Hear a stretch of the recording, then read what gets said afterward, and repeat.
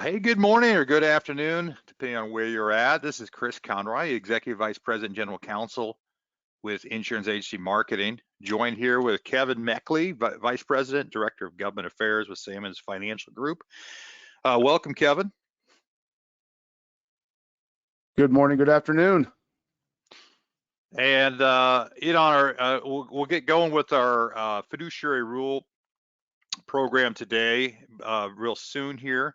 But we got a great topic to talk about with one of the industry experts, and Mr. Kevin Mechtley, about this new DOL Fiduciary Rule. It's, Kevin, I guess it's not new. We'll talk about the history. It's bounced around for a couple of years, but as we'll share, it's been in effect now for most of this year. There's been some changes we'll cover today, and just know, most importantly, our goal here today is to get you, clear answers, nuts and bolts, and information so you can take it back into your practice and make sure you're compliant.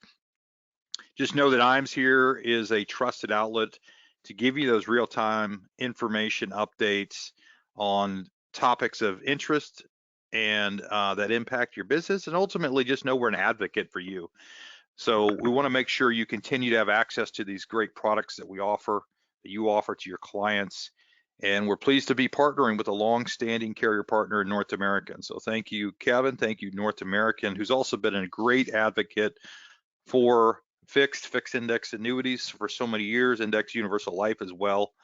And so one thing I just say is at the top right, you see the phone number there, 800-255-5055. That's our number here at IAMS. Many of you will know us. If you don't, we encourage you to reach out to us so we can help you with anything, questions you might have from today's program, and certainly any of your annuity and life insurance needs.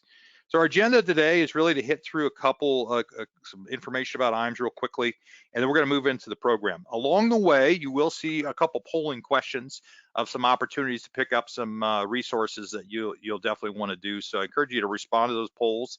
We're going to have all the lines muted today. If you have a question, feel free to go into that chat box. You can chat that directly to the hosts here, and we'll try to get to those questions if we have time at the end of the program.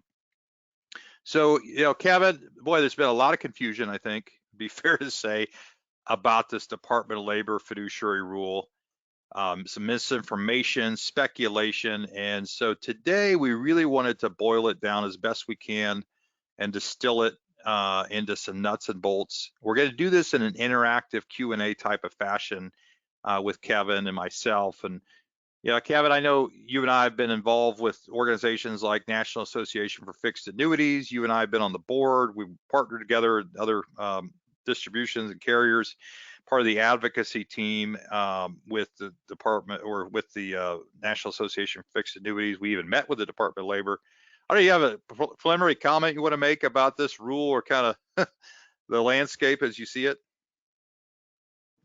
Yeah, Chris, as you mentioned, it's been a little bit of DOL fatigue for just about everybody, having been through this now for more than a decade of DOL fiduciary proposals, reproposals, comment letters, hearings, Fifth Circuit decisions, all 3 different administrations, all sorts of nuance that's gone into that, and of course our favorite thing to do is read hundreds of pages of ERISA code. Not my favorite topic, but one that which I've jumped into and have really actually enjoyed, speaking with agents on and working with our distribution on. That's the fun part for me, just to try to figure out how to apply this thing, apply what the heck they're trying to do to our business, and how it can impact our business, how it could change our business, and in some ways, in my role, push back on the Department of Labor when we see that perhaps they've gone too far, and perhaps done something we could talk about as well. Well, for sure, we join that advocacy. Ultimately, we want what's best for the people in this program, which is your ability to continue to sell these products and have workable compliance pathways. So we'll talk about that in a little bit. Let's move on then, as I mentioned, to a quick for those folks who are not as familiar with insurance agency marketing, and I see a lot of you are new people who we don't routinely work with. So we're going to cover just in a couple minutes some of our programs, just so you know who we are, and opportunities to work with your sales directors here. So first of all, if you're a new producer, we have our new producer builders programs, and that's for business in the first 6 months that you do with us. And so you have these opportunities to earn ways to grow your business, whether at just at the $100,000 annuity level, a corporate identity package for those who do $1 million or so, preset appointments. So these are opportunities. You see a lot of different choices in here.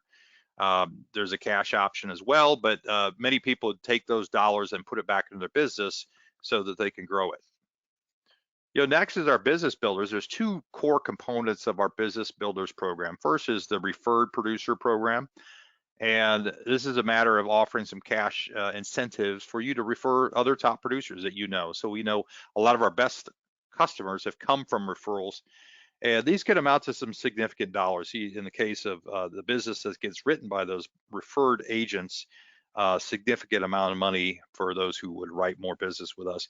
And the second component is our marketing reimbursement program. And so we're pleased to have that. That counts all of your business, whether it's life insurance or annuities here.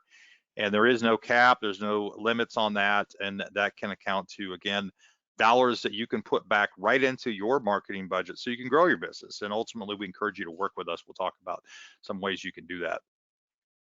Back office support. So many of you would know in our 36 years here at IAMS, we've really made our mark in the industry as being best in service, best in class for service, along with our marketing and sales team.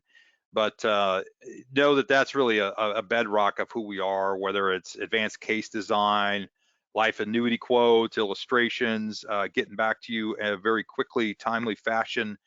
And then our new business team that supports everything from submission all the way through to commission support, tracking your business, getting you real-time updates, getting you accurate information. Sometimes the carriers aren't as good, Kevin, with follow through on some of these things. So let us do that for you and do the follow up just to make sure your cases go smoothly, and we can help you with that.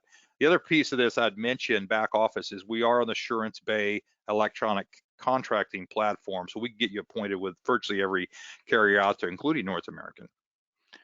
Firelight. So most carriers are on the Firelight eApp platform. We have our own single sign-on version of at IAMS Inc. for Firelight. So this is really where the business has moved. It's accelerated, in the COVID environment we're dealing with still today. But some carriers indeed actually offer incentives to do Firelight. We run those promotions from time to time, but Firelight's an easy app. If you haven't used it or you're not familiar with it, I encourage you to reach out to your sales director. We'll walk you through it. It's very, very simple. Get your cases across the finish line more accurate and faster, so your clients can get their cases and you can get paid. Our marketing team, this is another, the second core point about, who is IAMS, is really our best in class marketing tools. So there's a whole host of things here, a whole host of available resources, whether it's something simple like logos and branding, postcards, etc., to more customized materials, brochures, advertising, and then our expertise around digital marketing. And digital marketing, which can be intimidating for those who don't work in that space, let us make it easy for you. So we have personalized websites, digital marketing strategies, Facebook, social media strategies. All this we can do really for you without being too concerned.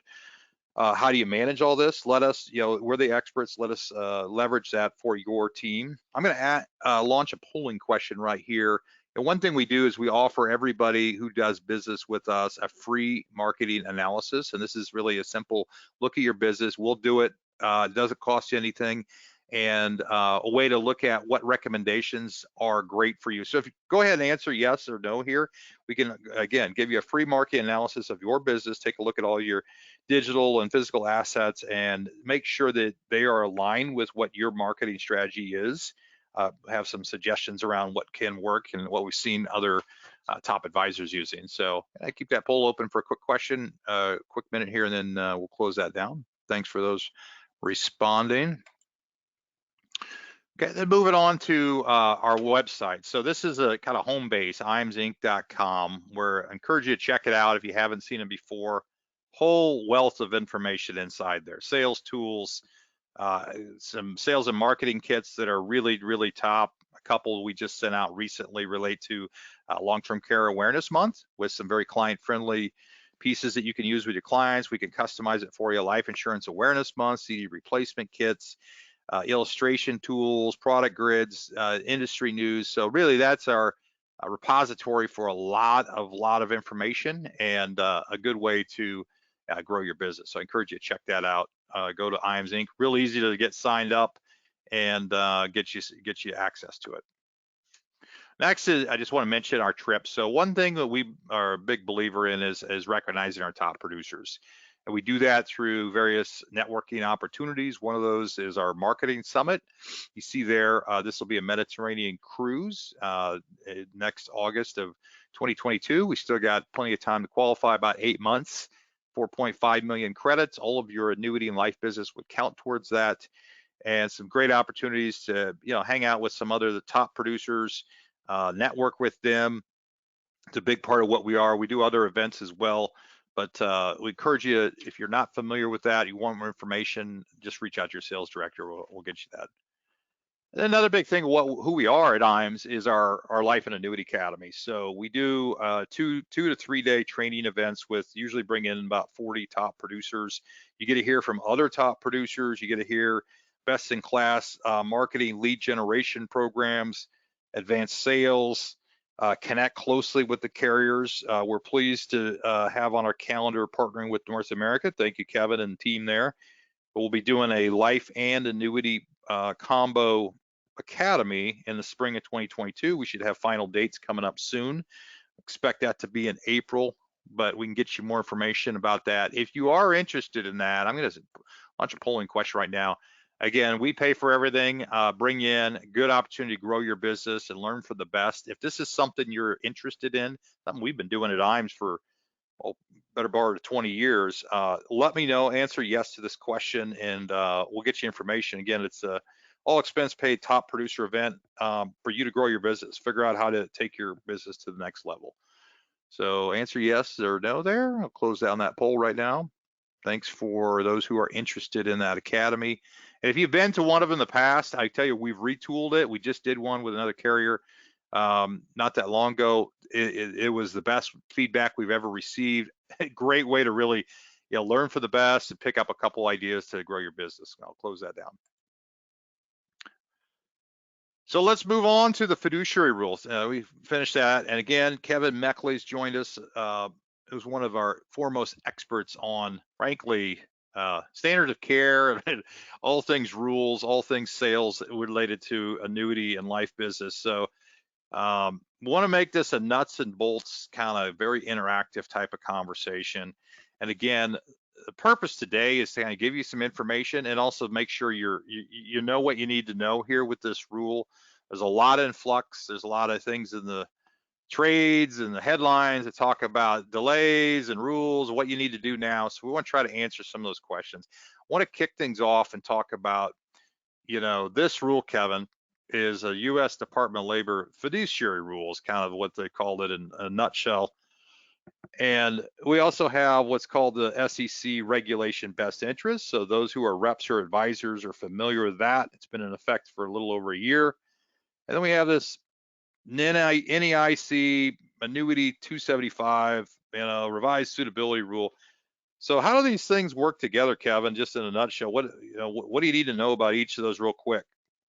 Yeah, good question, Chris. I think there is some maybe I don't know if misinformation is the right word, but maybe just some misunderstanding about how each of these play together, right? And that the NAIC, that's a model law. So individual states are adopting this new model 275, which is the updating the old suitability standard to a new best interest approach. That is completely separate from DOL and SEC. It's at the state level. And then, the SEC and DOL, while both federal regulators, also have really separate layers involved here. So let's say you're securities registered producer, you work with say a broker dealer, and you are knee deep in regulation best interest. This new fiduciary rule from DOL is another layer on top of that. So there may be a situation where you are looking at all three layers at the same time as sort of a coordination. Even though there is some overlap, there are some differences too, and it's kind of messy. But yeah, theoretically, all three apply individually. You by virtue of doing one, it doesn't necessarily mean you don't do the other. The only caveat to that is there is a safe harbor on the NEIC model for compliance with regulation best interest. So that would be the only difference there. But DOL is its own beast. Gotcha. Thanks, and makes sense. Moving on to the next slide. So we've partnered with NAFA, National Association of Fixed Annuities. NAFA puts out some great material. So we have this co-branded piece, the Best Interest Best Practices Toolkit, which goes over the annuity best interest standard of care, the new one, which, what are we in, like, I don't know, 16, 20 states now, maybe, Kevin? I think we got to 17 yesterday. 17. And what do you expect by the end of next year? Probably a lot more. Yeah, I mean, our hope and anticipation is that we have about half, 25 or so, by the end of this year, and then yeah, certainly more next year. So we'll have a clear majority of states having adopted 275, by or certainly middle of next year. So one top question we get here is, as these are getting passed around the states and carriers are rolling out their own new forms across those states, is what do I need to know? So if you would like this toolkit, this will give you the nuts and bolts. You're probably in a state maybe where you've seen something about this, it's coming. If you'd like this real simple overview of what is this new thing, the new best interest for state suitability, answer yes here and we can get that back to you. And also, I think we could get you the most current NAFA report. They usually do it every week, of all the states that either have adopted it or are proposing to adopt it. So if you're on this call, you probably are one that needs to know this, just so you know what's coming, even if it hasn't yet quite been adopted. I'm going to close that poll.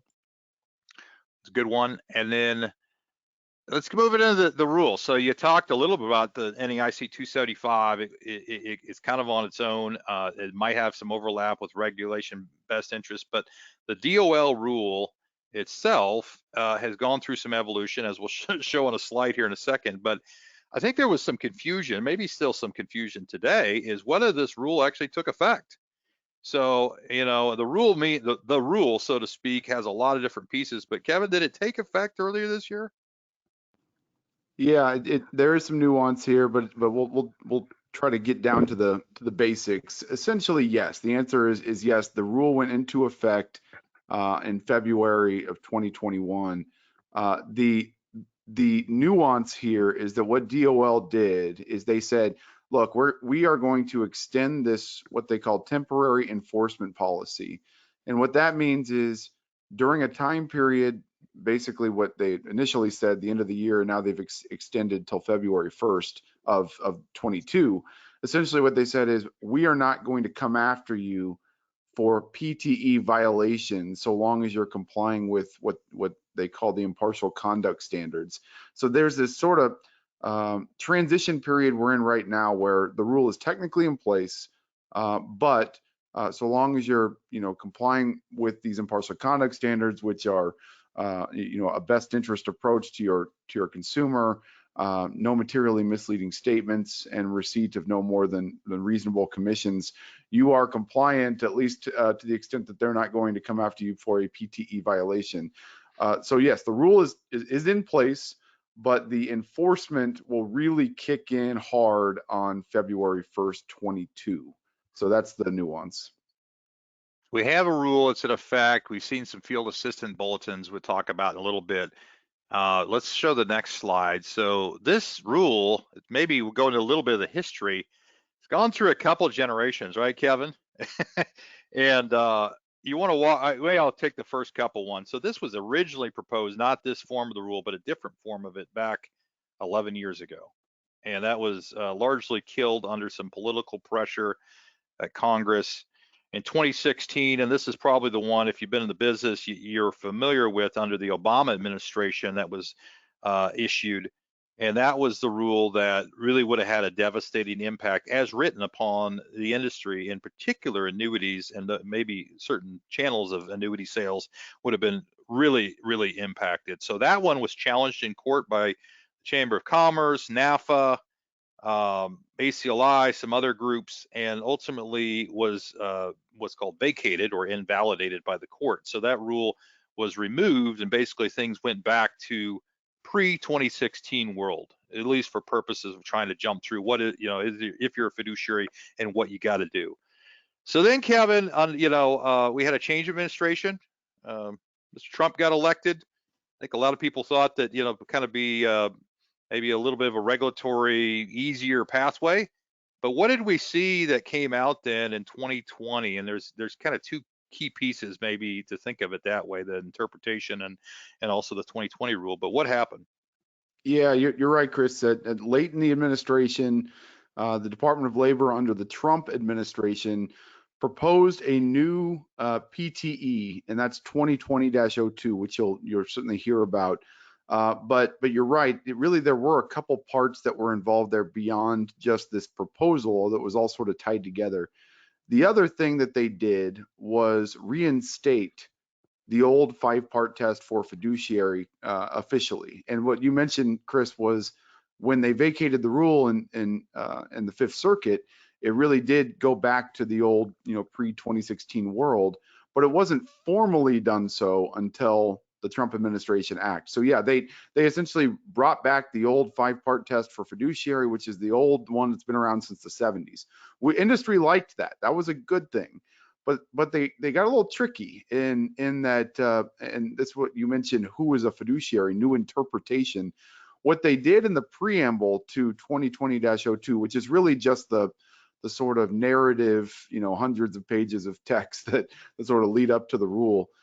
In that text, they said, yes, we are going to throw in this test for fiduciary, that old 5-part test, the one that you guys know.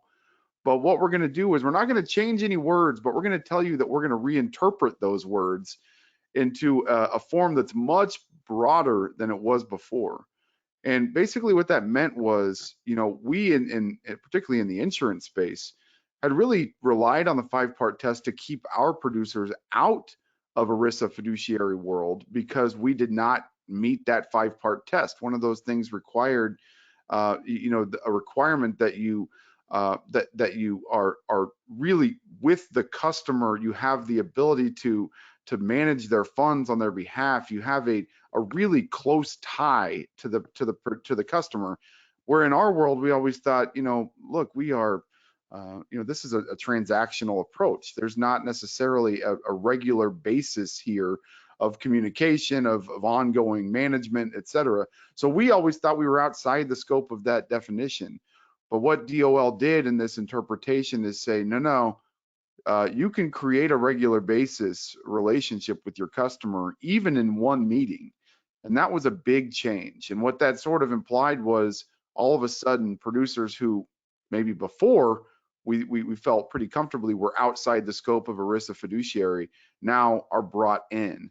Now, it wasn't 100% clear every time, and they're sort of danced around what is and what's not, and so it got very murky. But what that really meant was all of a sudden, a lot of our producers are likely tripping this 5-part test and now need a PTE. And Chris, I'm happy to go into what a PTE means if you'd like, but that's essentially what Yeah, well, maybe a recap. And one thing I'd say, because we got this question a lot in all the DOL webinars we've had this year, which is, well, wait a second, how am I really? I'm not operating any differently than I did last year, than I did the year before. Why is it now that I'm within the scope of who's a fiduciary? And the answer is that the Department of Labor says you are. They basically reinterpret who it is to be a fiduciary for purposes of advising folks with their ERISA plan or their IRAs. And so that has been broadened under their basically stroke of a pen and interpretation. I think, as Kevin pointed out, most people would never have met that because it was really intended for fee-based advisors who provide ongoing advice. And what the department has done basically through their interpretation and writing is to cover basically anyone who's going to provide advice to folks for which you expect to have any more ongoing conversations with that customer about their money, their qualified money. So that's the preamble. That's real important. That means, basically you're going to be covered unless you really believe you're going to come in, work with that client's qualified money and never see them again, never provide ongoing advice with regard to that annuity. So let's get into the PT 2020-02. And just to preview, there's basically, in our world, two pathways, two ways to jump through compliance. There's the new rule, the 2020-02 one, which replaces the Obama Fiduciary Rule 2.0. But there's also, as we'll talk about next, the existing 8424 disclosure-based pathway. So let's jump into that 2020-02. What are the key points there, Kevin? And I know we'll talk next about the temporary enforcement policy. Yeah, just a reminder about what we mean when we talk about PTEs. Let's say you meet that 5-part test. You are a fiduciary, and now you are receiving a commission for your recommended, annuity, hopefully North American annuity, of course, that you recommended to the customer. What happens next is DOL says, wait, a commission? That is a prohibited transaction if you are an ERISA fiduciary. That means you're not allowed to do it. It's an illegal kickback in their view. Now, what they say is, now we're not going to kill commissions, but if you want to receive that commission, you need an exemption or a prohibited transaction exemption. That's what PTE really stands for. So receipt of commissions is a prohibited transaction. There are exemptions available for you to leverage and comply with in order to receive that commission. And that's what we're talking about when we say 2020-02 and 8424. Those are both pathways to be able to continue to receive commission. So one of the PTEs that they proposed here in 2020 was this 2020-02. It doesn't have a very good name, 2020-02. They need to get more creative on that. But essentially what it is it looks and feels very similar to the Obama era best interest contract exemption, the BICE, except it got rid of the contract part. And it still, essentially has a lot of the same requirements though. Impartial conduct standards are required, a bunch of new disclosures, including a written fiduciary acknowledgement and description of services and conflicts if there are any. And if there is a rollover, you have to explain exactly why that rollover is in the consumer's best interest. It requires a financial institution oversight. So, and they name those possible financial institutions to be an insurance carrier, a broker dealer, an RIA, or bank. And then it requires a bunch of requirements of that financial institution, including really co-fiduciary responsibility, an annual retrospective compliance review at the financial institution level, record keeping requirement, all kinds of stuff. It's a pretty meaty exemption. And you might be thinking, good God, there's a lot of stuff there. I mean, what do I need to do? This is wild. The good news is, and I think this might be where you're going, Chris, is there is another pathway, at least right now, that frankly most of us in the independent distribution of annuity space like a little bit more. So was there anything else you want to know about 2020-02 before we go on to the next one? Well, good summary there, Kevin. I think one big difference between that compliance pathway and the 8424 we'll talk about is financial institution. So by financial institution, again, what Kevin said is it's only one of those 4 type of entities. And think of it as it's your supervisor. It could be your employer. It's somebody who actually has full supervisory authority over what you're recommending. So in the independent agent world, Kevin, is that real practical to have a financial institution oversee and be able to use that 2020-02 pathway? Yeah, and while we certainly love our producers, we also recognize that our individual agents are working likely under other carriers beyond just North American. So it gets a little tricky to apply a fiduciary requirement of, say, North American to oversee and really enforce and supervise your business when we know that you can also write one of our competitors' products. And whereas at a broker dealer or RIA, there really is a full view of your product shelf, a true supervision, whereas ours is really transactional. We review for suitability, for instance. That's okay, but that's a lot different than a true fiduciary supervision oversight. So yeah, it's just a little funky when it applies directly to our business. I think DOL knows that, which is frankly why we probably still have the option to use 8424, this other exemption. So 8424, again, second pathway, arguably much easier.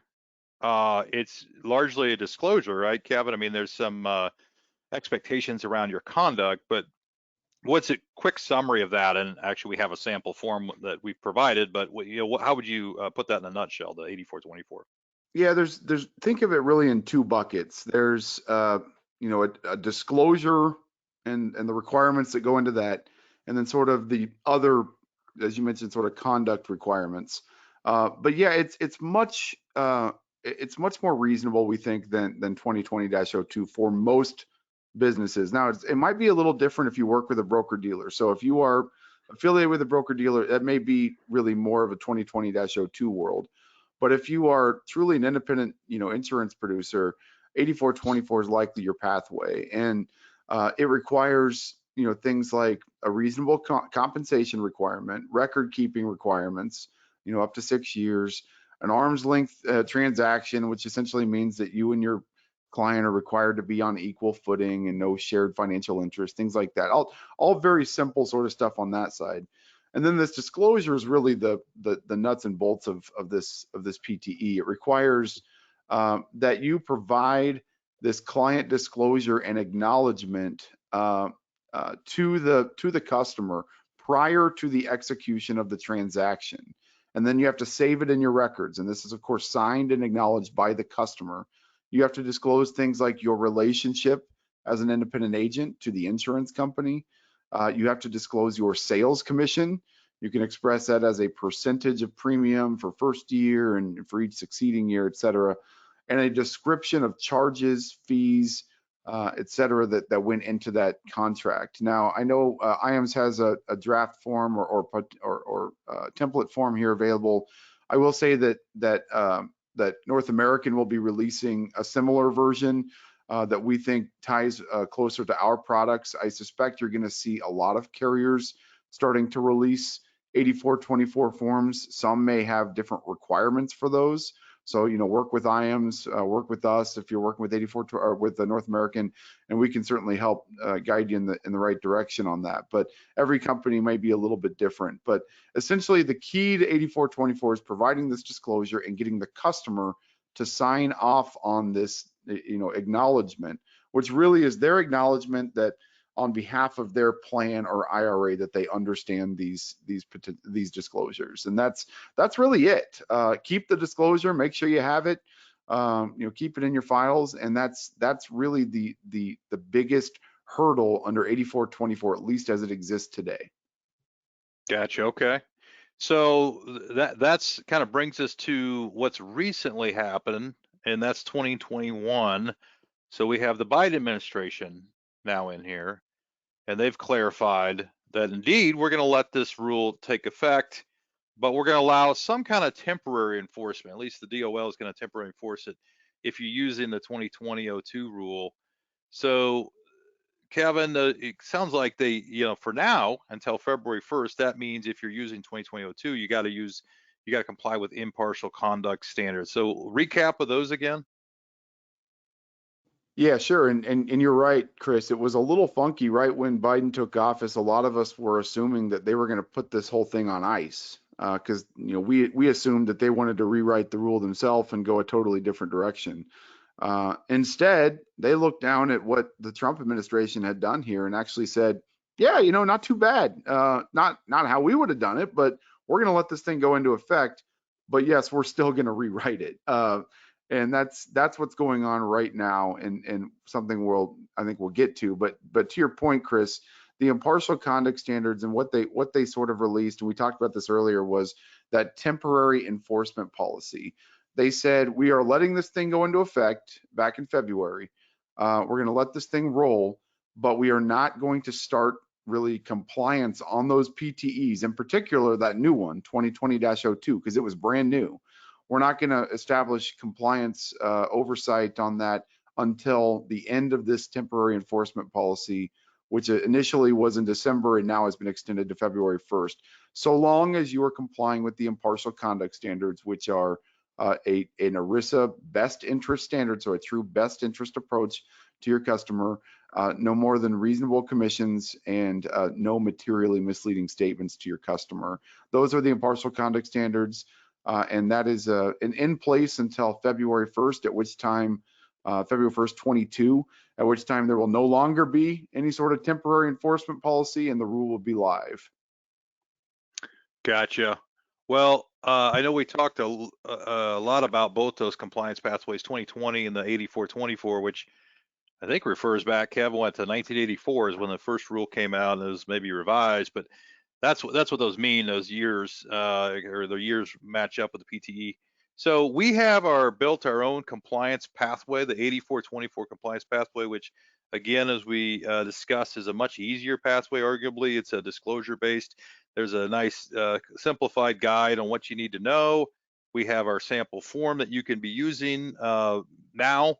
Some cases, and we've been telling our customers here to be using this since beginning of the year. So if you would like this, I'm going to launch a polling question again. If you would like this kit and the sample form, answer yes to this poll question.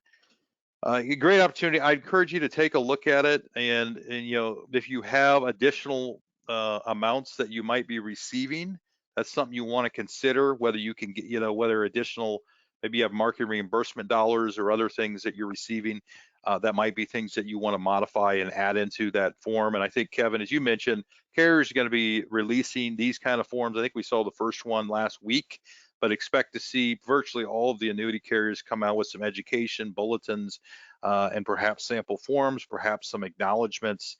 And Kevin, are you expecting? I know you hear some in the street. Are you expecting that the carriers are going to require those forms back as part of their files, or is this something the agent would keep? Most likely the agent would keep it, but I don't want to speak for other carriers, and I do know that other carriers are going to have some nuance involved here.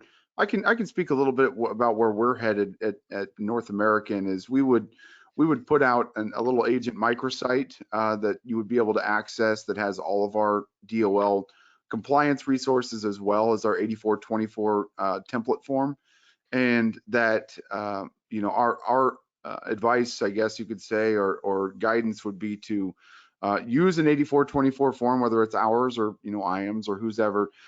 Make sure you keep it, and we can certainly provide some compliance resources on how to go about complying with these new rules and such. But yeah, for the most part, we won't be requiring any forms back at North American, including as an end good order requirement, this 8424 form. It's really more for your protection to keep and hold that document, and that's at least our stance. But I certainly would want to speak for all my carrier brethren. Right. So, you know, reach out to here at IAMS. We can help you, as this information is going to get cascaded by the carriers. They may have different requirements, new suitability forms, acknowledgments. We're you know, on top of each of those requirements. So just reach out to us and we can get you the answers. Well, here's a number of questions. We might do kind of like a rapid fire. These are a lot of the top questions we have that have come in over this, you know, recently. And again, if somebody has additional questions, feel free to put it in the chat box and we'll try to get to those at the end. But let's run through a couple of these, Kevin, if we can, fairly quickly. So we talked already a little bit about, you know, do I need to be doing anything today? And by that is, I mean, do you need to be operating any differently than maybe 2019 before the preamble came out? And Kevin, how would you address that? Yeah, at minimum, right now you need to be following what we would sort of say the impartial conduct standards, and that is so long as you feel, you know, like that you're potentially crossing over into fiduciary world under ERISA. That's what we talked about before. Is, am I a fiduciary or not? You know, if you're advising in the qualified space, and again, it's just qualified, and you are, you know, generally rendering advice on and making recommendations on an annuity product, which I assume you are, on a regular basis. This is the test again, that if you are going to have an ongoing relationship with that customer, then likely you could trip that part of it. And then, pursuant to a mutual arrangement with the customer, that the advice is going to serve on IRA assets, which, likely will, and it's individualized for that IRA, which it likely is, you are probably tripping that 5-part test for fiduciary. And so if you feel like you're likely there and you're going to have an ongoing advice relationship with that customer, we would certainly advise that you take advantage of the PTEs. But as of right now, at minimum, during this temporary enforcement policy, you must comply with those impartial conduct standards. You can certainly use the 8424 form now, get used to it. I think it's important to understand it. I know IAMS is a great resource out there, and other companies are going to be releasing theirs in advance of February 1st, which is the real Band-Aid ripoff date. And so that's kind of what I would say right now. If at a minimum, start getting really comfortable with these things, because it's likely not going to be stayed or extended any further. Yeah, and last thing I'd say is a point Kevin made earlier, which is, if you're with a broker dealer who is supervising your business, maybe they're supervising your index annuity business today or thinking about it, you better be talking to their compliance officers. So they may have their own requirements that might line up with Reg BI, but this is a separate rule, so they may have their own additional requirements to comply with. So check with the BD if you are potentially an RIA as well. Question number 2 is, so I'm already complying with that Reg BI or the 275, maybe you're in one of those early adopter states like Iowa and Arizona. Is there a safe harbor, meaning if you check that box, you comply? I think we already answered that one, Kevin. The answer is no. There are pieces of both the SEC and the NAIC rule, I think, that get you partway there. Would that be fair to say, Kevin? Yeah, there is some overlap, but it's definitely not a safe harbor. You have to certainly follow through with especially if you're using 8424, this very specific disclosure, which certainly would not be contemplated by those other two. Right. And then moving on to 3. So, you mentioned that the core part of best interest in this rule is the concept of ERISA, prudence, and loyalty. Just generally, when you think about, let's say that you have an insurance-only agent out there who's talking to a, maybe recently retired client that they work with for many, many years, and they have, a couple $100,000 401k that they need to do something with, and they've been thinking about rolling over. They don't like the investment options. What you think the DOL is expecting generally with regard to what that advisor agent should be doing with that client to meet the requirements of the rule? Yeah, and this concept of best interest is sort of new, but prudence, loyalty, fiduciary is very old, and lots uh, test cases and litigation and all sorts of other ways to sort of describe what those things mean. At a minimum, Chris, I think that you need to feel very comfortable that you're putting your consumer's interests far ahead of your own, that you are doing the best by the consumer, that the things that you are recommending truly are a benefit to the consumer, and that you've got, as you mentioned here, info, process, documentation, all 3 of those things to back up your recommendation, to really show your work as to why this is best for the customer. What you've recommended, checks those boxes. When we think about prudence and loyalty and all these things, it all does feel very subjective. I agree. It's frankly one of the things we hate about this rule is that, your version of best interest is different than my version of best interest and blah, blah, blah. But, at minimum, I think if you've got a good defense as to why this thing, really did make sense, particularly at the time of sale, and you've got a process and you've got documentation to prove that up and show why, then I think you got to feel pretty good about meeting this standard. And that's, at the end of the day, that's really what this is about. Obviously, there's all these sorts of little, disclosures and other sort of check the box things you have to do. But when we get to the nuts and bolts of it, it's really about doing what's right by the customer. So related to that, question 4 is, what kind of information would the DOL expect that you're looking at? And I know they've provided a little bit of guidance on this, right, Kevin, with their FAQs that they came out with. In particular, if money's, say, coming out of a 401k plan, what are they expecting that the agent is looking at? Yeah, and this has always been a little tricky, particularly for insurance only agents who may not, or maybe should not, in some cases, be diving deep into a customer's 401k plan options and buckets of investment categories and such that are with what the fee comparisons are and things like that within a plan. That said, DOL kind of expects you to at least have a pretty good sense of a comparison of what you are, having the customer take over compared to what their current plan option is. Obviously, if it's another annuity, that's a lot more simple. We today have comparison forms and things like that that we all look at and understand and know, and being able to show a clear financial benefit over the life of the annuity is something that's a lot easier in that context. Sometimes more difficult if it's truly out of a 401k plan. And sometimes it's frankly easier when you're doing that needs analysis and sort of talking to your customer and understanding what they have, what they're trying to move out of.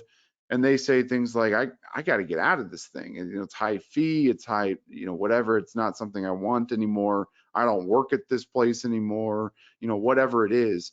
So obviously those things are a lot more simple. But if you are really doing that analysis and looking deep into it, it is very beneficial to understand the true fee options that they have. Do they have an option for instance, lifetime income? Do they have an option for, preservation of principal and something that has upside potential in that plan? A lot of times the answer is no. And so that's an easy comparison. And I think generally speaking, it's good to ask those questions and understand really what the customer is trying to get out of or trying to gain by potentially rolling out of their plan. Well, one thing here, just to add, I would say that the DOL has made clear in their hundreds and hundreds of pages of interpretation is that the act of giving advice or causing that customer to take action, like roll it over into an IRA, for which then leads to you making a sale and getting paid, that act in and of itself is advice covered within scope of this rule. And they've clarified that. I know they pulled that opinion letter in the past that maybe muddled that issue. So that act of advising the client, which in many cases those clients don't have an advisor, they need help, they don't like their options in the 401k, they don't work, as you mentioned, don't work there, they want to work with you. That act in and of itself is recommendation that's within the scope of this rule. Number 5. Is there any more documentation needed in the disclosure form if I'm going the 8424 pathway? And think of it, this is kind of the world we know it today, Kevin. And we'll talk about it a little bit here, what the future could be. But if you're using 8424, and of course you got to have the conduct, meeting the conduct of care expectations. But is there anything more needed? I think anything that you have on top of it is icing on the cake. When we talk about sort of defending your sale or defending the best interest component of that, there's nothing in 8424 forms or disclosures, acknowledgments that really help you do that. All that really does is giving the customer information about you, what you're paid, how you're paid, and the product itself, and less about why you selected that option. So no, there's not technically more documentation needed to comply with 8424. However, as you're, just as a best practice in good faith and trying to maintain, good documentation about each recommendation, we would certainly recommend you have more than just that form available, let's say 5 years later, someone comes knocking and asking questions about your sale. It'd be great to have a narrative or something that you or notes or whatever that you have that took place at the time of sale to really have that answer those questions. And then having the form to be able to pull out the actual disclosure form is also required, but you're sort of speaking more on top of that, and that's what we'd recommend. Right. So question 6, and I guess I'll take this one a little bit, and if you have additional thoughts, Kevin, I know you covered carriers, but what are IMOs carriers going to do to help them with their compliance obligations? Well, first of all, what we're doing right now, which is we're trying to educate our distribution and the marketplace as a whole on what does this rule mean, where do we stand, and then how do you meet compliance? Ultimately, how do you jump through the hoops? It is confusing. Hopefully, we try to boil it down into basically there's two compliance pathways today to use. Indeed, this rule may change in the future. We kind of expect that based on meetings with the Department of Labor. But one is education. Two, we provided our best practices toolkit you can use with 8424. Third, we are going to cascade and train and provide more information as carriers have their own requirements that are going to be matching closely what we're saying today, but they may have their own acknowledgement form. So we're going to do the best we can. We also, as you submit business here, can be that repository for your 8424 compliance forms. Or if you have a narrative document that you want to provide, compliance with 2020-02 require you to provide in writing to the client essentially the rationale, the story of why this made sense, why it was the client's going to be in a better position. And we have a means of keeping all of that here to meet your record keeping requirements. Anything more, Kevin, on the carrier front? I know you mentioned what you're going to be doing there at North American, but anything more you want to add? Yeah, we'll certainly be providing several resources to just really understand your obligations or potential obligations under this rule, and certainly we'll have what we hope and view as sort of best in class from the carrier perspective resources to help you. Our hope is that it's really one-stop shop to, at least when you're working with North American, you got a really clear view of what we sort of expect you to do, and what hopefully will be really helpful for other as you really dissect this rule and use it across your business. Well, let's keep moving along here as we get to the top of the hour, which is another question we get is, Chris, what's the worst thing could happen? If I really don't do anything, what's the worst thing could happen to me or my client? Kevin, what is the absolute worst thing? Well, so this is a little different than last time. So the BICE, the best interest contract exemption, really did create a private right of action that was pretty scary, frankly, and somewhat subjective, and something that, frankly, industry pushed back very, very hard on. This time around, there's no clear private right of action, except in the context of what you talked about earlier, Chris, that ERISA sort of Title I case where you're looking at a rollover context from a plan that's still available. So there is potentially some litigation, but a lot more likely on a lot of this is really focused in on what the IRS could potentially do, and that's sort of excise taxes and other sort of tax things that they can come after both you and likely rescission risk of the product itself. If it's not cured, that risk on a tax basis can balloon up to 100% of the value, so maybe even 100% of the premium, and where it starts at 15%. And there's all sorts of other little things, but depending on the type of product or type of recommendation, whether it was, for instance, an IRA-to-IRA or if it was true plan to IRA, we would say this: it's definitely not fun to be in front of DOL or or Treasury on these things. Technically, the IRS is likely to be the strongest enforcer, particularly of the PTEs themselves. But that recommendation, that true rollover advice stuff, that's still DOL world, and they are looking for creative ways to enforce this, I think, and I think they'll probably do some enforcement. So something that we're watching very closely, and definitely recommend compliance. Well, we'll see too how this evolves. I mean, to the extent you're holding yourself out as a fiduciary because you have to because of this rule, some believe you have enhanced litigation risk for acting as a fiduciary, not meeting that standard of care. That could potentially increase your E&O insurance, or you might lose your E&O insurance. And if you don't have E&O insurance, pretty sure you're not going to be able to do business with any carriers. So it's a big deal. You want to take this seriously. You want to have a plan. You don't want to sit back and have your just wait for things to happen on you. Number 8 is, so do we expect changes? I know, Kevin, you and I were actually on a virtual meeting with the Department of Labor not that long ago. How would you summarize where we're at with where the DOL may be going? Yeah, and we've alluded to this a couple of times, that almost everything we've spoken to up till now is this, what you can sort of call the Trump rule. This was all created in the Trump administration. The Biden administration sort of rolled it out, let it proceed, extended the compliance date a little bit, but otherwise, more or less have kept it exactly the same as the Trump administration proposed it. That said, the Biden administration DOL has not sat on their hands and said we're done here. Instead, they have really expressed very clearly that they intend to make a lot of changes to everything that we just talked about, which is pretty annoying considering this is a big rollout of this rule and likely to have some more changes down the line. That said, it does not change anything about what we talked about here. So yes, I do expect changes to both the fiduciary definition, that 5-part test, probably broadening it even more. I do expect changes to the PTEs, including 8424, to probably make it more onerous and tougher.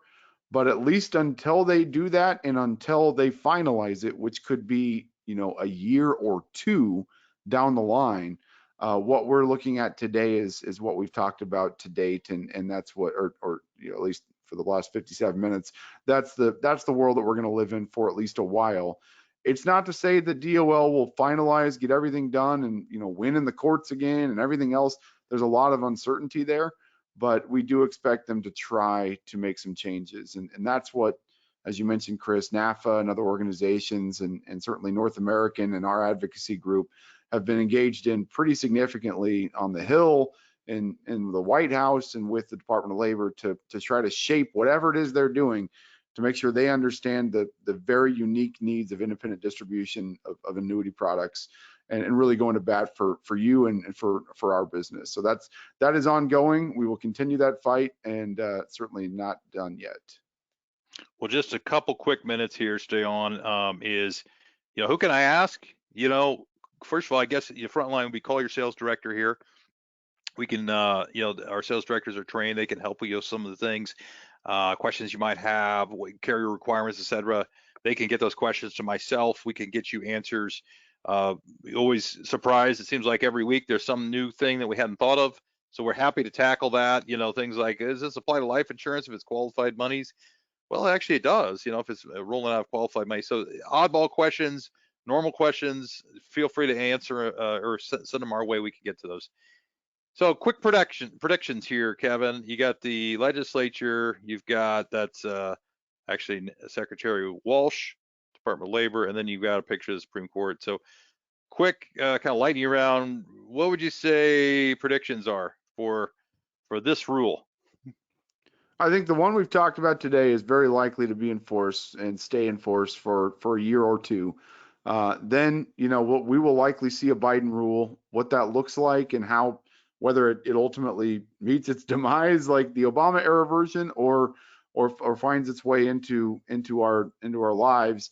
I suspect that it's probably somewhere in the gray area there. I wouldn't say 50-50. I'd probably give the Biden administration a little bit more of a chance to finalize and make its rule done. Mostly because I think they'll likely learn some lessons from what they did last time in the courts, but maybe not. Maybe they'll go firing again in a way that industry will push back on, and maybe they'll go too far and lose in the courts again. We'll see. But I suspect we will see a rule. I suspect we will see a proposal for a rule sometime in the next 3 to 6 months, maybe sooner. They talked about releasing it in December, but I'm going to take the over on that.